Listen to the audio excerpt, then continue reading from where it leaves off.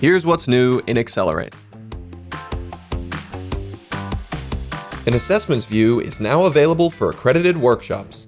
This allows you to view the details of assessment enrollments from the workshop page and easily access the assessments for marking purposes. A few quality of life improvements have been made to the Ezypay integration. This includes the ability to adjust certain details of active billing subscriptions. These changes should help Ezypay customers to better manage their learners' payments. New display components have been added to the assessment authoring area. These include responsive columns, cards, quote blocks, and styled lists.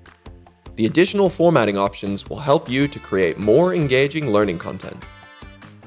Check out our Help and Support Center to read our full release notes for this month.